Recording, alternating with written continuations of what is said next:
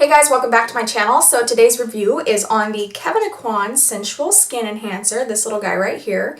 And I had a lot of requests to do a review on this after I featured it in one of my latest haul videos. A lot of people have asked, what is it used for? How do you use it? Basically, you can use this either as a foundation, a concealer, or just something to supplement your current foundation to give you additional coverage.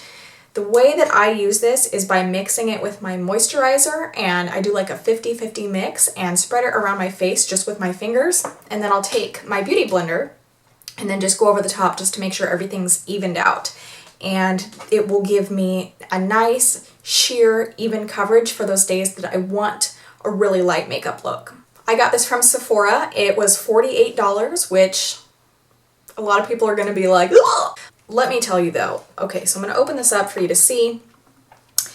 I have probably used this 10 times, 12 times, and that is how much I used. I've had this for 2 months probably, maybe even 3, and that is how much I've used. Using it probably once a week maybe, and it takes just a teeny tiny itty bitty little tiny bit. I can't even like compare it to anything for the amount of product that you actually need to achieve what you want. Now, personally, I would not recommend using this as a foundation. One, you can feel it on your face. It does feel like makeup. It really does feel like you have something on your face. The feeling doesn't really go away. Even though it does set really well on your skin, you can still feel it pretty much for the duration of wearing it. So that's one reason I would not recommend wearing this by itself. Another reason is this does contain mineral oil. Now, mineral oil is a known skin irritant, so if you have sensitive skin at all, your skin will get irritated by mineral oil. Also, it is known for breaking you out. So if you have problems with breakouts, if you're really oily, anything like that, I would not recommend using this as a foundation. However, if you mix it with a moisturizer like I do, I literally just took the amount of moisturizer that I used, mixed this in with it, spread it around my face with my fingers, blended it in, and that's the coverage that you see on my face today.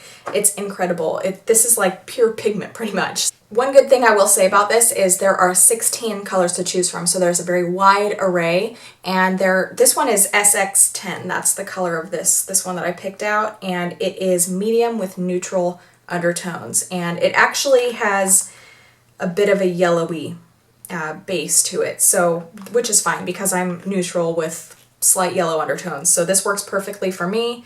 These don't lean on the light side or the dark side. They are pretty true to the description on the Sephora website, I feel. I did buy this online. My Sephora doesn't have very many Kevyn Aucoin products, so I did have to pick this out online, and I got lucky. It matches me pretty well. Aside from the color selection, a few other good things about this. It is waterproof, and so it's really great for the summertime because if you're sweating, this isn't going to just melt off or cake up at the end of the day. I've noticed that this does not move. In the summertime, I tend to get oily. This doesn't move on me all day.